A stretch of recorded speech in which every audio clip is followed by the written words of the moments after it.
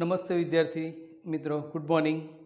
આપણે છેલ્લે ક્રમચયની વાત પૂરી કરી હતી. ક્રમચયની થિયરી, ક્રમચયના દાખલા, ક્રમચયના સૂત્રો, આ બધી જ વિગતો આપણે સમજી લીધી છે. ત્યાર પછીનો આપણો બીજો મુદ્દો છે આપણા ચેપ્ટરનું નામ પ્રમાણે ક્રમચય, સંચય અને દ્વિપદી વિસ્તરણ. એમાંથી ચાલુ વર્ષે આપણે ક્રમચય અને સંચયનો અભ્યાસ કરવાનો છે. તો આપણે ક્રમચયનો મુદ્દો પૂરો કર્યો, ત્યાર પછી હવે સંચયની વાત કરવાની છે. સંચય એટલે કે ઇંગ્લિશમાં એને કોમ્બિનેશન તરીકે ઓળખીએ છીએ. અગાઉ આપણે ક્રમચયની અંદર વાત કરી તો ગોઠવણી કેટલા પ્રકારે થઈ શકતી હતી એનો અભ્યાસ કર્યો. આપણે જોયું, ઘણા બધા દાખલા જોયા કે વાઘને પાંજરામાં પૂરવાના દાખલા, પછી ફોટોગ્રાફી માટે જે ગોઠવણી હતી, બરાબર, કુટુંબના લોકોની. એ ઉપરાંત ઘણા બધા એવા દાખલા જોયા છે કે જેની અંદર ગોઠવણીનો અર્થ થતો હતો, એટલે કે ક્રમચયનો અભ્યાસ કર્યો. આપણે હવે વસ્તુની પસંદગી કેટલી રીતે થઈ શકે એનો અભ્યાસ કરવાનો છે. આમ આપણને પહેલી નજરે બંને સરખા જેવું લાગે, પણ બંનેમાં ભેદ છે. ક્રમચયની અંદર ગોઠવણી હોય અને સંચયની અંદર પસંદગી હોય. પસંદગી એટલે કે કોઈ પણ બે વ્યક્તિની પસંદગી કરવાની હોય તો એ કોઈ પણ વ્યક્તિ હોઈ શકે, પણ ગોઠવણીમાં બે વ્યક્તિ લઈએ તો એ અને બી અને એને આપણે જુદા ગણીએ છીએ. જ્યારે પસંદગી કરવાની હોય તો બે વ્યક્તિ આપણે માનો કે એ બી પસંદ કર્યા હોય તો એ બી કહો કે બી એ કહો, બંનેને એક જ તરીકે લેવાના હોય છે. એના માટે આપણને પુસ્તકમાં પેજ નંબર 228 પર ઉદાહરણ આપેલું છે, તો એના દ્વારા એને સમજવાનો તમે પ્રયત્ન કરીએ. દરેક વિદ્યાર્થી પુસ્તકની અંદર જોશે તો ખ્યાલ આવશે કે આપણને ઉદાહરણ આપ્યું છે કે તાન્યાને 3 મિત્રો છે, જેમના નામ ઋત્વા, કથન અને કીર્તિ. બરાબર. તમારા કોઈ 3 મિત્રો હોય અને એ 3 મિત્રોમાંથી 2 મિત્રોને તમારે આમંત્રણ આપવાનું હોય અથવા તો 2 સ્થાન પર ગોઠવણી કરવાની હોય, તો તે આપણે જોયું હતું કે 3p2 એટલે કે 3 ગુણ્યા 2 એટલે 6 રીતે આપણે એની ગોઠવણી કરી શકતા હતા. તો એની અંદર આપણે જોયું કે માનો કે તમારા 3 મિત્રો આપણે જે કયા છે એ જ લઈએ, ઋત્વા, કથન અને કીર્તિ. તો ઋત્વા સાથે કથન અને કીર્તિની 2 જોડી બને, એટલે કે ઋત્વા અને કથન, ઋત્વા અને કીર્તિ. પછી કથન સાથે 2ની જોડી બનાવીએ તો કથન જોડે ઋત્વા અને કથન જોડે કીર્તિની જોડી બને. ત્યાર પછી કીર્તિ સાથે જોડી બનાવીએ તો કીર્તિ સાથે ઋત્વા અને કીર્તિ સાથે કથન. તો આ ગોઠવણી થઈ કહેવાય. ગોઠવણી કુલ કેટલી રીતે થઈ શકી? 6 રીતે ગોઠવણી કરી શક્યા. પરંતુ હવે આગળ આપણે જોઈએ કે પસંદગીની અંદર વિચાર કરીએ તો પસંદગી આપણને કહ્યું હોય કે કોઈ પણ 3માંથી 2 વ્યક્તિને આપણે સ્થાન પર ગોઠવવા છે અથવા તો આમંત્રણ આપવું છે, તો એની અંદરથી 2 મિત્રોની પસંદગી કરવાની હોય તો કુલ કેટલા વિકલ્પ થાય? તો એની અંદર માત્ર 3 જ વિકલ્પ થઈ શકે. ગમે તે 2ની જોડી બનાવો, બરાબર.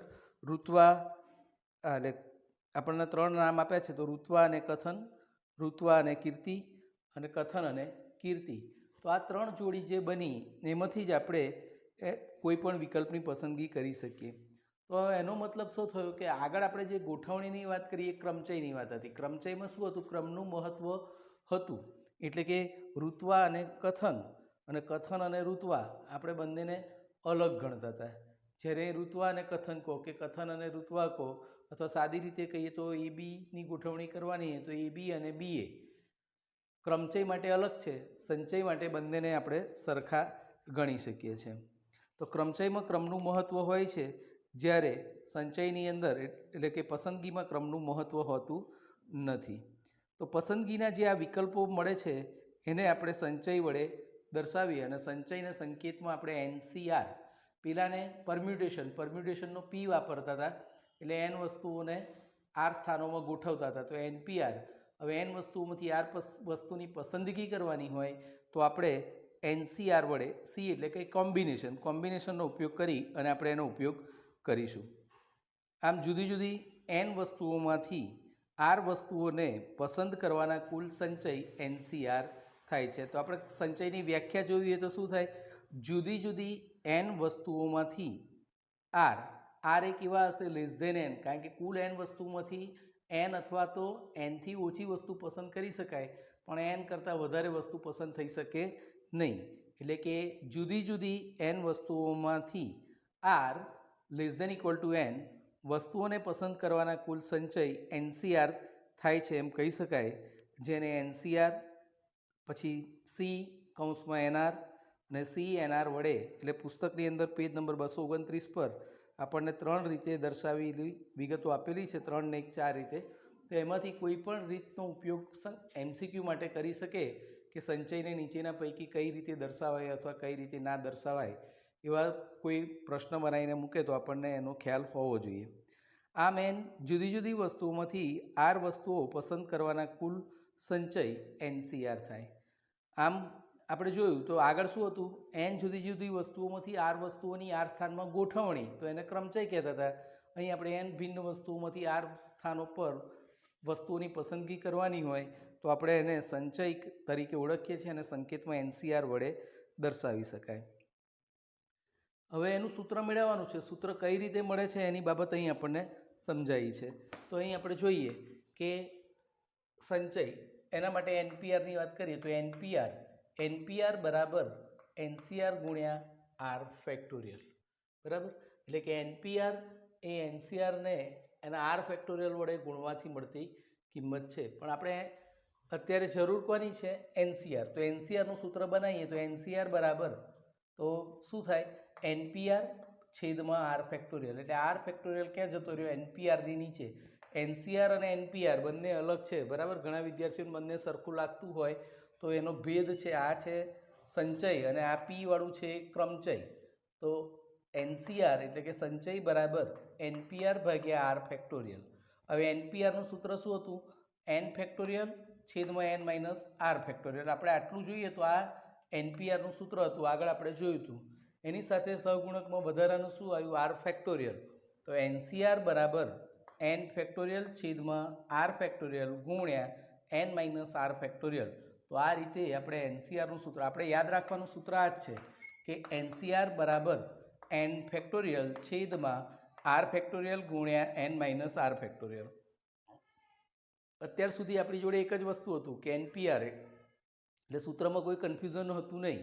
પણ હવે NCRનું સૂત્ર શીખ્યા પછી આપણને પ્રશ્ન થાય કે R ફેક્ટોરિયલ મૂકવાનો કે નહીં મૂકવાનો. પરીક્ષામાં ઘણા વિદ્યાર્થી ક્રમચયનો દાખલો હોય સંચયની રીતે ગણી નાખે, સંચયનો દાખલો હોય ક્રમચયની રીતે ગણી નાખે. સૂત્રમાં એક R ફેક્ટોરિયલ મૂકવાના અને નહીં મૂકવાના એની કિંમતનો જો ફેરફાર થઈ જાય ભૂલથી તો આખી ગણતરી તમારી ખોટી પડે. અને આ દાખલાઓમાં કોષ્ટકના કે એવા કોઈ માર્ક્સ હોતા નથી. એટલે આની અંદર માર્ક્સ મળે તો પૂરેપૂરા મળે અને ના મળે તો બિલકુલ 0 માર્ક્સ મળે.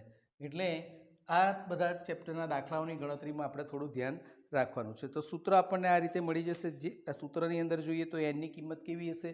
Greater than 0, R greater than or equal to 0, n greater than or equal to R, અને n એ ધન પૂર્ણાંક સંખ્યા અને R એ અઋણ પૂર્ણાંક. અઋણ એટલે કે ઋણ ના હોય તેવું. સ્થાન કદાપી માઇનસમાં હોઈ શકે નહીં, બરાબર. ત્યાર પછી કેટલાક ઉપયોગી પરિણામો આપણને આપેલા છે. તો ઉપયોગી પરિણામોની અંદર જેમ આપણે ક્રમચયની અંદર કેટલાક ઉપયોગી પરિણામ હતા ને એની અંદર તમે જોયું કે દાખલાઓની ગણતરી કરતી વખતે આપણને એની મદદથી ખૂબ જ સરળતાથી કામ થતું હતું અને સરળતાથી આપણા દાખલા ગણી શકતા હતા. કારણ કે એ પરિણામો જો તમને ખબર હોય તો તમે સીધો એનો ઉપયોગ કરી શકો. પહેલું પરિણામ જોઈએ તો પહેલું પરિણામ છે આપણને NC0 બરાબર 1. તો આવું સંચયની અંદર ક્રમચયની અંદર પણ આપણે અગત્યના પરિણામો જોયા હતા એવું આ છે. તો NC0 બરાબર 1 એટલે દાખલા તરીકે આપણે જોઈએ તો 5C0 એટલે 1. અહીં આપણે ઉદાહરણ તરીકે 5 લીધા છે. કોઈ પણ સંખ્યા હોઈ શકે n બરાબર. તો NC0ની જ્યારે કિંમત મળતી હોય ત્યારે કોઈ પણ જાતની ગણતરી કર્યા વગર સીધું પરિણામ આપણે મૂકી શકીએ કે NC0 એટલે કેટલા થાય છે? 1. એ જ રીતે બીજું પરિણામ લઈએ NCN બરાબર n.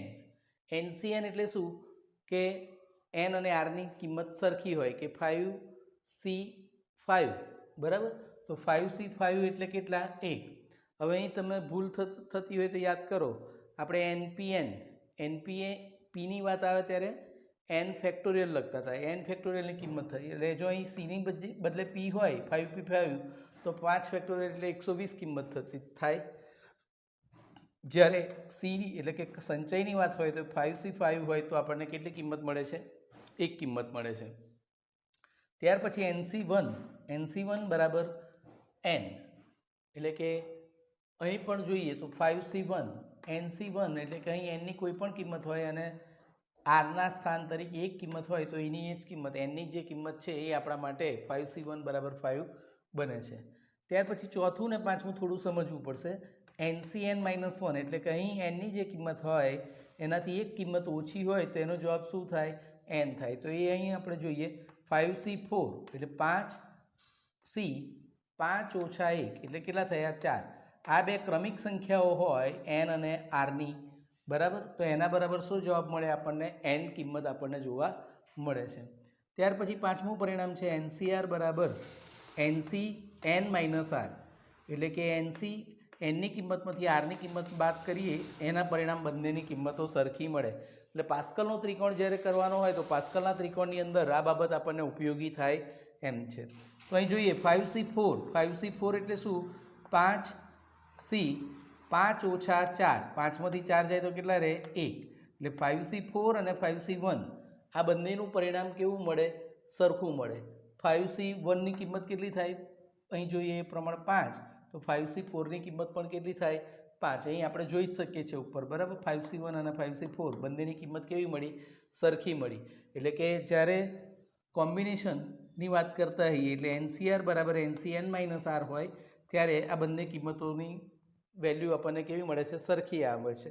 એ જ રીતે બીજું જોઈએ, દાખલા તરીકે 10c7, 10 અને 7. તો અહીં આ સૂત્ર મુજબ જોઈએ તો 10માંથી 7 જાય, n માઇનસ r કરીએ તો કેટલા થાય? 10c3. એટલે કે 10c3 અને 10c7 બંનેની જે પણ વેલ્યુ આવે એ આપણને કેવી મળશે? સરખી મળશે. તો વિદ્યાર્થી મિત્રો, આ રીતે આપણે કેટલાક અગત્યના જે પરિણામો જોવાના છે એની બાબત આપણે જોઈ શકીએ. ત્યાર પછી અગત્યના પરિણામો જે પેજ નંબર 230 પર તમને આપેલા છે એની નીચે બીજું એક અગત્યનું પરિણામ આપેલું છે. એ પણ ઘણી વખત ઉપયોગી છે.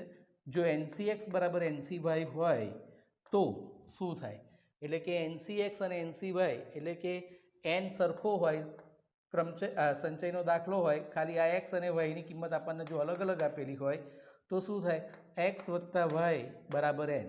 એટલે x અને y ની કિંમતનો સરવાળો કરો તો એ શેના બરાબર થાય?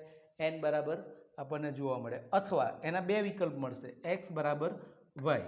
x અને y ની સરખામણી કરો અને x અને y નો સરવાળો n બરાબર છે એમ દર્શાવી અને એના પરથી આપણે એની કિંમતોનું જો સાદરૂપ આપીએ તો આપણને એની બે શક્ય કિંમતો મળે અને એની ગણતરી આપણે કરી શકીએ.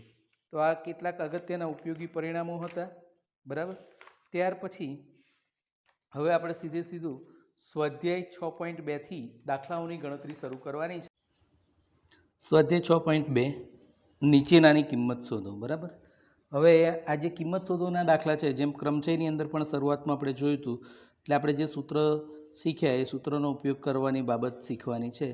શરૂઆતના એકાદ દાખલા માટે અહીં આપણે બાજુમાં સૂત્ર લખ્યું છે, બાકી તો આપણે ડાયરેક્ટ એનો ઉપયોગ કરીશું. આપણું સૂત્ર હતું NCR બરાબર n ફેક્ટોરિયલ છેદમાં r ફેક્ટોરિયલ ગુણ્યા n માઇનસ r ફેક્ટોરિયલ, બરાબર. જુદી જુદી કિંમતો લેવાની છે. તો આપણે પહેલી કિંમત એક લઈએ 11c4, બરાબર. એટલે કે NCRના સ્વરૂપમાં લખીએ તો n ફેક્ટોરિયલ એટલે કે 11 ફેક્ટોરિયલ છેદમાં r ફેક્ટોરિયલ એટલે 4 ફેક્ટોરિયલ અને n માઇનસ r એટલે કે 11 ઓછા 4 ફેક્ટોરિયલ. હવે આનું સાદરૂપ આપવું છે તો 11 ફેક્ટોરિયલ છેદમાં 4 ફેક્ટોરિયલ, 11 ઓછા 4 એટલે 7 ફેક્ટોરિયલ. આપણે આ બાદબાકી કર્યા પછી જોવાનું કે જે મોટા ફેક્ટોરિયલ હોય એને ડાયરેક્ટ ઉડાડી શકાય. એટલે ઉપરનું જે સંખ્યા છે nની કિંમત, nને નીચેનામાંથી જે મોટી કિંમત હોય ત્યાં સુધીના ફેક્ટોરિયલ આપણે લખવા પડે. એટલે કે 11 ગુણ્યા 10 ગુણ્યા 11 ફેક્ટોરિયલ એટલે શું થાય? 11થી લઈને 1 સુધીની કિંમત, પણ એટલી લાંબી કિંમત લખવાની જરૂર નથી. અહીં આપણે લખીએ કે 11 ગુણ્યા 10 ગુણ્યા 9 ગુણ્યા 8 ગુણ્યા 7 ફેક્ટોરિયલ. આપણે 7 અને 7 ફેક્ટોરિયલ ના ઉડાડી શકીએ, પણ ફેક્ટોરિયલની નિશાની સાથેની કોઈ કિંમત હોય તો એને આપણે ઉડાડી શકીએ, એટલે કે લોપ કરી શકીએ. તો 11 ફેક્ટોરિયલ એટલે ક્યાં સુધી લખવાના છે? 7 ફેક્ટોરિયલ કરીને આપણે અટકી જઈએ. નીચે 4 ફેક્ટોરિયલ.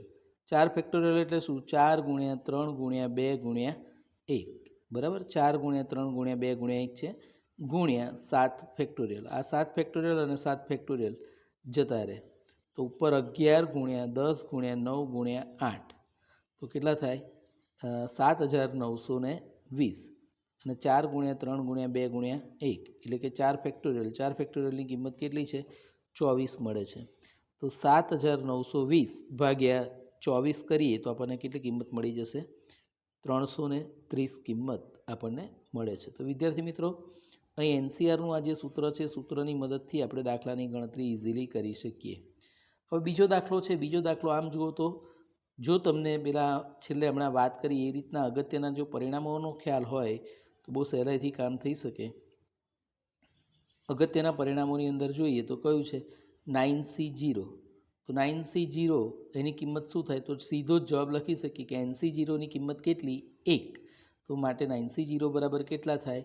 1 થાય. બરાબર. પણ કોઈને ચકાસણી કરવી છે કે ના ભાઈ મને આ પરિણામ યાદ નથી અથવા મને ડાઉટ છે. આપણને પરીક્ષામાં MCQમાં પૂછ્યો હોય 9C0 બરાબર, તો 9C0ની કિંમત શું થાય એ આપણને જો યાદ ના હોય બરાબર તો શું થાય?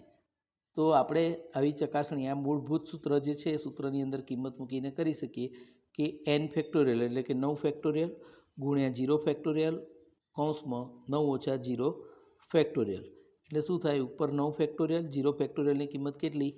1 અને 9 ઓછા 0 એટલે 9 ફેક્ટોરિયલ. એનો મતલબ કે 9 ફેક્ટોરિયલ ભાગ્યા 9 ફેક્ટોરિયલ એટલે આપણને કેટલી કિંમત મળી જાય? 1 કિંમત આપણને મળે છે. તો બંને રીતે આપણને કંઈક કોઈ દાખલામાં શંકા જેવું જણાતું હોય તો નાના દાખલા હોય છે સાઈડ પર આપણે રફ વર્ક અથવા તો અન્ય બીજી રીતનો પણ ઉપયોગ કરી અને પરિણામ ચકાસી શકીએ. ત્યાર પછીનો દાખલો આપણે લઈએ તો 25C23 બરાબર. તો આપણે સૂત્ર મુજબ જઈએ તો શું થાય? n ફેક્ટોરિયલ એટલે કે 25 ફેક્ટોરિયલ છેદમાં r એટલે કે 23 ફેક્ટોરિયલ ગુણ્યા 25 ઓછા 23 ફેક્ટોરિયલ. તો હવે સાદુરૂપ આપીએ 25 ફેક્ટોરિયલ ગુણ્યા 23 ફેક્ટોરિયલ ગુણ્યા 25 ઓછા 23 એટલે કે 2 ફેક્ટોરિયલ. હવે 25 ફેક્ટોરિયલ છે એને રિવર્સ જવાનું, પણ ક્યાં સુધી? જો નીચે છેદમાં નાની કિંમત આ બેમાંથી મોટી કિંમત કઈ છે કે 23 ફેક્ટોરિયલ, એટલે આપણે 23 ફેક્ટોરિયલને કટ કરી શકતા હોઈએ તો 25 ફેક્ટોરિયલની કિંમત આપણે જવાનું છે 25 ગુણ્યા 24 ગુણ્યા 23 ફેક્ટોરિયલ છેદમાં 23 ફેક્ટોરિયલ ગુણ્યા 2 ફેક્ટોરિયલની કિંમત શું થાય? 2 ગુણ્યા 1 એટલે 23 ગયા 23 એટલે 23 ફેક્ટોરિયલની કિંમત લેપ્સ થાય તો શું રહેશે? 25 ગુણ્યા 24 છેદમાં 2 ગુણ્યા 1. 25 ગુણ્યા 24 કરીએ તો કેટલા થાય? 600. 600 ભાગ્યા 2 એટલે એની કિંમત આપણને કેટલી મળી જાય? 300. તો એની કિંમત આપણને વિદ્યાર્થી મિત્રો આ રીતે કેટલી કિંમત મળે? 300 કિંમત આપણે મેળવી શકીએ. ત્યાર પછી ચોથો દાખલો જોઈએ. ચોથો દાખલો આપણને આપ્યો છે 8C8 8C8 બરાબર. એટલે એ પણ જો તમને અગત્યના પરિણામો યાદ હોય તો અગત્યના પરિણામો પરથી તમે લખી શકો કે NCN બરાબર 1. તો 8C8 બરાબર કેટલા થાય? 1 આપણને મળી જાય. હવે અહીં આપણને કન્ફ્યુઝન થાય કે NPN વાળું સૂત્ર હોય 8P8 હોય તો શું થાય? 8 ફેક્ટોરિયલ થાય. પણ 8C8 હોય તો શું થાય? 1 થાય. આપણને P અને C એટલે કે ક્રમચય અને સંચયની કિંમતની અંદર કંઈ તફાવત કંઈક ડાઉટ રહેતો હોય તો આપણે આ રીતે ચેક કરી શકીએ. આગળ અહીં આપણે બીજા દાખલામાં કર્યું રીતે n ફેક્ટોરિયલ એટલે 8 ફેક્ટોરિયલ છેદમાં r ફેક્ટોરિયલ એટલે 8 ફેક્ટોરિયલ અને 8 ઓછા 8 factorial n minus r 8 factorial ભાગ્યા 8 ફેક્ટોરિયલ ગુણ્યા 0 ફેક્ટોરિયલ એટલે 8 ગયા 1 અને 1 ભાગ્યા 1 એટલે કેટલી કિંમત થઈ જાય? 1 કિંમત મળે. તો બંને રીતે તમે દાખલાની ગણતરી કરી શકો. તો આપણે આ દાખલો જે જોયો એ શું હતો? નીચેનાની કિંમતો મેળવો બરાબર. હવે એના પછી આમાં તમને ખ્યાલ આવી ગયો શું માનું છું. અને હવે આ જ વસ્તુઓનો ઉપયોગ દાખલાઓની ગણતરી કરતી વખતે જે ડિસ્ક્રિપ્ટિવ દાખલા આપણને આપેલા હશે લોજિકલ સ્ટેટમેન્ટવાળા એના પ્રમાણે આપણે એનો ઉપયોગ કરવાનો થશે. અહીં આપણે એનો અર્થ વિચારવાનો છે કે પસંદગી છે કે અત્યારે તો તમારે કોઈ પ્રશ્ન નથી કે 6.2 છે એટલે આખું જ પસંદગીવાળું સંચયના દાખલા જ હશે. પણ છેલ્લા સ્વાધ્યાયના દાખલા ગણીએ ત્યારે દાખલો તમને ઓળખતા આવડવો જોઈએ રકમ પરથી કે એ ક્રમચયનો છે કે સંચયનો. જો ક્રમચયનો હોય તો ગોઠવણીનો અર્થ થતો હોય અને પસંદગીનો અર્થ થતો હોય તો તમારે સંચયની રીતે એની ગણતરી કરવી પડે. હવે આપણે બીજો દાખલો જોઈએ કે બીજા દાખલાની અંદર આપણને આપ્યું છે કે અજ્ઞાત સંખ્યા શોધો બરાબર. તો અજ્ઞાત સંખ્યા શોધવાનો દાખલો છે, આપણે એ જોઈએ. તો એ કઈ રીતે શોધી શકાય? તો આપણને એક પરિણામ આપેલું છે. પહેલું પરિણામ છે NC2 બરાબર 28. તો વિદ્યાર્થી મિત્રો આ રીતના દાખલા ખાસ કરીને પૂછાતા હોય છે તો થોડું ધ્યાન રાખીને જોશો તો તરત જ ખ્યાલ આવી જશે. NC2 બરાબર 28. અહીં અજ્ઞાત કિંમત આ પરિણામમાં કઈ દેખાય છે? n આપણને આપેલા નથી એટલે કે nની કિંમત અજ્ઞાત છે તો અજ્ઞાત કિંમત આપણે શોધવી છે. તો NC2 બરાબર 28 એટલે કે n ફેક્ટોરિયલ ભાગ્યા 2 ફેક્ટોરિયલ ગુણ્યા n માઇનસ 2 ફેક્ટોરિયલ બરાબર 28.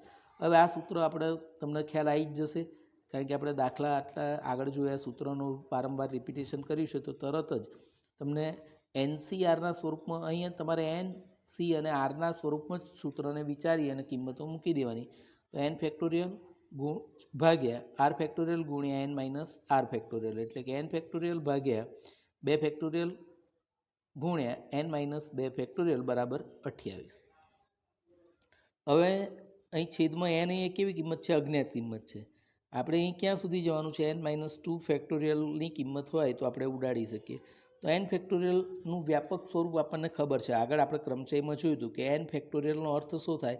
તો n ગુણ્યા n માઇનસ 1 ગુણ્યા n માઇનસ 2, એમ કિંમત આગળ વધતી જાય, પણ આપણે છેદમાં ક્યાં સુધી જવાનું છે? n માઇનસ 2 સુધી. એટલે અહીં લખીએ આપણે n ફેક્ટોરિયલનું વ્યાપક સ્વરૂપ n ગુણ્યા n માઇનસ 1 ફેક્ટોરિયલ ગુણ્યા n માઇનસ 2 ફેક્ટોરિયલ, પછી સ્ટોપ થઈ જઈએ. પછી અહીં આપણને 2 ફેક્ટોરિયલની કિંમત આપી, 2 ફેક્ટોરિયલ અને n માઇનસ 2 ફેક્ટોરિયલ. આ બંને ફેક્ટોરિયલવાળી કિંમત ઉડી જાય. અહીં કેટલા છે? 28 છે. તો બાકી રહેલી કિંમતો કઈ કઈ રહી? તો n ગુણ્યા n માઇનસ 1 છેદમાં 2 ફેક્ટોરિયલની કિંમત કેટલી થાય? 2 બરાબર 28. તો હવે n ગુણ્યા n માઇનસ 1 બરાબર 28 ગુણ્યા 2 કરીએ તો 28 દુ કેટલા થાય? 56 બરાબર. હવે એનો અર્થ શું થયો? n અને n માઇનસ 1 એટલે કે એવી બે ક્રમિક સંખ્યાઓનો ગુણાકાર હશે. અહીં તમને સંખ્યા એવી રીતે જ આપેલી હશે કે જે બે કોઈ ક્રમિક સંખ્યાઓનો ગુણાકાર થાય, પણ કઈ કિંમત છે આપણે શોધવી પડે. તો n ગુણ્યા n માઇનસ 1 કરીએ તો 8 સત્તા 56. હવે 7 અઠાઈ 56 થાય, પણ આપણે લખવામાં ધ્યાન રાખવું પડે કે 7 અઠા 56 ના લખાય, ત્યાં શું લખાય? 8 સત્તા 56નો જ ઉપયોગ કરવો પડે. તો આપણે આ ક્રમમાં દર્શાવી શકીએ કે n માઇનસ 1. તો અહીં તમે જોઈ શકો n માઇનસ 1 એટલે શું? 8. અને 7 એટલે શું કહેવાય? 8 ઓછા 1, એટલે કે n માઇનસ 1. એટલે આના જેવું થયું n માઇનસ 1 બરાબર 8 ગુણ્યા 8 ઓછા 1, એટલે 8 ગુણ્યા 7. તો આ બંનેની સરખામણી કરીએ તો n બરાબર શું દેખાય? અહીં 8 આપણને જોવા મળે. તો આપણને અજ્ઞાત કિંમત શોધવાની હતી, એનની કિંમત શોધવી હતી, તો એનની કિંમત આપણને કેટલી મળી ગઈ? 8. આ રીતે આપણને મળી જાય છે. હવે ત્યાર પછીનો બીજો દાખલો, તો હું માનું છું કે આ દાખલામાં લગભગ દરેક વિદ્યાર્થીને ખ્યાલ આવી ગયો છે. ત્યાર પછી આપણે બીજો દાખલો જોઈએ. તો બીજા દાખલાની અંદર આપણને રકમ આપી છે કે 27C r વત્તા 4 બરાબર 27C 2r ઓછા 1. રકમની કોઈ ચિંતા કરવાની નહીં. જે પણ કિંમતો આપેલી હોય તો આપણે તો અહીં શું જોવાનું? NCRના સ્વરૂપમાં લઈએ છીએ, પણ અહીં NCX અને NCY આવું એક પરિણામ આપણે છેલ્લે જોયું. અગત્યના પરિણામોને અંતે આપણે જોયું કે જો NCR બરાબર NCX બરાબર NCY હોય તો શું થાય? x વત્તા y બરાબર n અને x બરાબર y થાય. તો એ પરિણામોનો આપણે ઉપયોગ કરવો પડે. તો અહીં તમે જોઈ શકો કે 27 અને 27 બંને એનની કિંમત કેવી છે? સરખી છે. બંને પરિણામો વચ્ચે શેની નિશાની છે? બરાબરની નિશાની છે.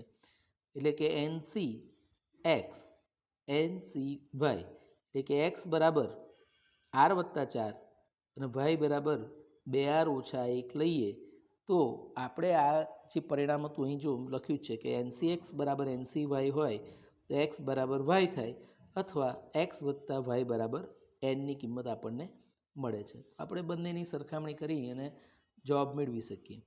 તો આપણે પહેલાં x બરાબર y લખીએ. કોઈ આ બરાબર x વત્તા y બરાબર n પહેલાં લે કે x બરાબર y લે, કોઈ ફરક પડતો નથી. અથવામાં કરીએ અને આપણને આવી આરની બે શક્ય કિંમતો મળે.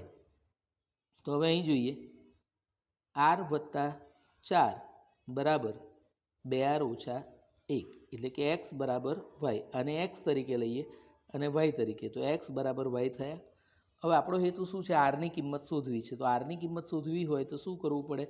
આરને સૂત્ર કરતાં બનાવવા પડે. એટલે ટૂંકમાં આરને બધાને એક બાજુ લઈ જઈએ અને અચળ સંખ્યાઓને બીજી બાજુ લઈ જઈએ. તો આ -1 છે અને આ બાજુ લઈએ તો શું થઈ જાય? 4 વત્તા 1, અને r વત્તા છે એને પેલી બાજુ લઈ જઈએ તો 2r માઇનસ r. 4 ને 1 5, 5 બરાબર 2rમાંથી એક r જાય તો કેટલા રહે? એક r રહે. એટલે r બરાબર કેટલા મળ્યા? અહીં આપણને 5 જવાબ મળે છે. બરાબર. અથવા બીજો વિકલ્પ x વત્તા y બરાબર n. એક્સ વત્તા વાય બરાબર એન એટલે શું? તો અહીં આપણે જોયું એ મુજબ આર વત્તા 4 વત્તા 2r-1 બરાબર એન એટલે કેટલા છે? 27 બરાબર. તો અહીં શું કર્યું આપણે? એક્સ વત્તા વાય બરાબર 27. હવે આપણે એનો કૌંસ છોડીએ તો શું થશે? આર વત્તા 4 વત્તા 2r-1 બરાબર 27 બરાબર. તો હવે પદોની ગોઠવણી કરીએ તો 2r પ્લસ આર એટલે કેટલા થાય? 3r. અને 4 ઓછા 1 કરીએ તો વત્તા 3 બરાબર 27. માટે 3r બરાબર આ 3 છે વત્તા એને જમણી બાજુ લઈ જઈએ તો કેવા થઈ જાય? માઇનસ 27 ઓછા 3 માટે 3r બરાબર 24. તો માટે r બરાબર 24/3 એટલે 8 તરી 24. તો અહીં આપણને કેટલો જવાબ મળી જાય છે? 8 જવાબ મળે છે.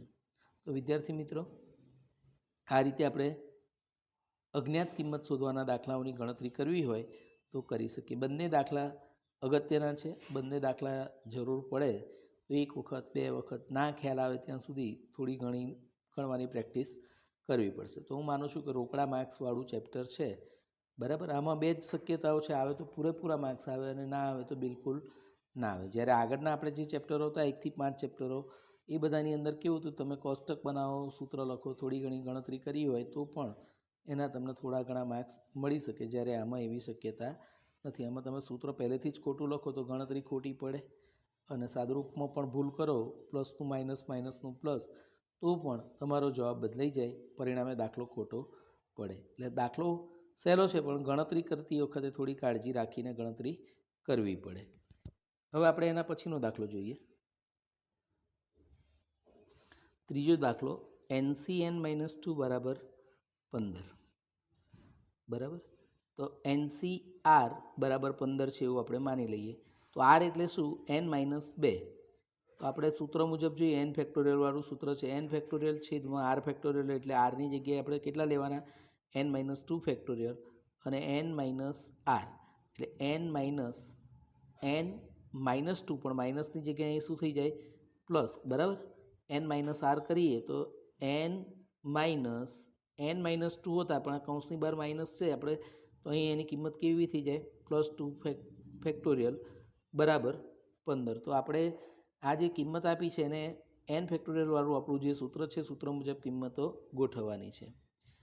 હવે બીજું કામ આપણે શું કરીએ? ઉપર n ફેક્ટોરિયલ છે, નીચે n-2 છે. અહીં n જશે એટલે કેટલા રહેશે? 2 ફેક્ટોરિયલ રહેશે. તો આપણે ઉપરનું જે n ફેક્ટોરિયલની કિંમત છે એને વ્યાપક સ્વરૂપમાં લખીએ તો ક્યાં સુધી લખાય? તો એની અંદર n ફેક્ટોરિયલ ગુણ્યા n-1 ફેક્ટોરિયલ ગુણ્યા n-2 ફેક્ટોરિયલ બરાબર. કારણ કે છેદમાં n-2 સુધી જવાનું છે તો આપણે n-2 એ અટકી જઈશું. છેદમાં n-2 ફેક્ટોરિયલ ગુણ્યા 2 ફેક્ટોરિયલ બરાબર 15. હવે n-2 અને n-2 ફેક્ટોરિયલની જે કિંમત છે આપણે કાઢી નાખીએ તો એ બંને જતી રહે. તો હવે ઉપર શું રહ્યું? n ગુણ્યા n-1 છેદમાં 2 ફેક્ટોરિયલની કિંમત 2 એટલે n ગુણ્યા n-1 ભાગ્યા 2 બરાબર 15. તો n ગુણ્યા n-1 બરાબર 2 ગુણ્યા 15 એટલે 15 દુ 30. માટે n ગુણ્યા n-1 બરાબર, 30ના એવા બે ભાગ વિચારવાના કે બે ક્રમિક સંખ્યા હોય. કારણ કે અહીં n અને n-1 એટલે શું થયું? બે ક્રમિક સંખ્યા. તો આપણે 6 પંચા 30. 30ના અવયવ ઘણા બધા થઈ શકે, પણ એમાંથી આપણે લેવાય કયા? જે બે ક્રમિક સંખ્યાઓ બનતી હોય એ. 10 તરી 30 એ થાય બરાબર, પણ એ ના લેવાય. 5 છંગ 30 પણ ના લેવાય બરાબર. 6 ગુણ્યા 5 એ ક્રમમાં લઈએ તો આપણે આની સાથે સેટ કરી શકીએ. તો n-1 એટલે 6 પંચા 30. માટે n ગુણ્યા n-1 તો 6 ગુણ્યા 5 એટલે શું કહેવાય? 6 ઓછા 1 એટલે n-1 થયા. એનો મતલબ કે આની n સાથે સરખામણી કરીએ તો n બરાબર કેટલા મળી જાય છે? n બરાબર 6 આપણને મળે છે. તો વિદ્યાર્થી મિત્રો, આ રીતે આપણે nની કિંમત પણ મેળવી શકીએ. ત્યાર પછી ચોથો દાખલો જોઈએ. તો ચોથા દાખલાની અંદર આપણને આપ્યું છે 4 ગુણ્યા NC4 બરાબર 7 ગુણ્યા NC3.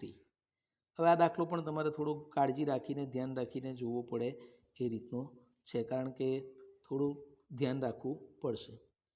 તો 4 ગુણ્યા n ફેક્ટોરિયલ આપણે સૂત્ર મુજબ જોઈએ, n ફેક્ટોરિયલ ભાગ્યા 4 ફેક્ટોરિયલ ગુણ્યા n-4 ફેક્ટોરિયલ બરાબર. સૂત્રનો તો હવે હું માનું છું કે દરેકને ખ્યાલ છે જ. 7 ગુણ્યા NC3, તો NC3 એટલે n ફેક્ટોરિયલ ગુણ્યા 3 ફેક્ટોરિયલ ગુણ્યા n-3 ફેક્ટોરિયલ. આપણે પહેલું સ્ટેપ તો ઇઝીલી મૂકી દીધું.